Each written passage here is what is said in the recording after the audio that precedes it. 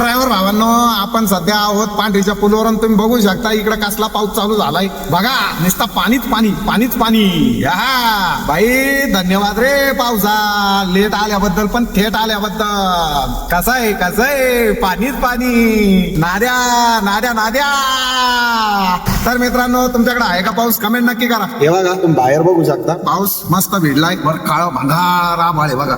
पावसाचं म्हणजे उघडण्याचा काही चान्स नाही. पाणी पाणीच करणार तो आज. आता रात्री आता ऑलरेडी 7 वाजलेत आणि आपण गाडी भरून निघालोय बँगलोर. असंही पण आपली ताडपत्री चांगली, म्हणजे 3 ताडपत्र्या टाकलेल्या आपण यावेळेस गाडीवर. कारण की कसं आहे, कोणाचा माल कितीचा देखील असो, पण आपल्यासाठी महत्वाचं आहे का त्याचा माल वल्ला नाही झाला पाहिजे. बरोबर आहे का नाही? तर चला निघतोय मी पुढे पटापट.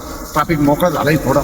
तर भावांनो, हा नजारा आहे पांढरीच्या पुलाचा अहिल्यानगर मधील. तुम्ही बघू शकता पावसानं दमदार अशी हजेरी लावलेली आहे. फुल पाऊस चालू आहे बरं का, फुल पाऊस चालू आहे. आणि पूर्ण वरती पूर्ण काळ भंगार आभाळ झालेलं आहे. तर तुमच्याकडे आहे का पाऊस? कमेंट नक्की करा. तुम्ही कोणत्या जिल्ह्यातून कमेंट करताय मला, आणि तुमच्या जिल्ह्यात असा धो पाऊस आहे का?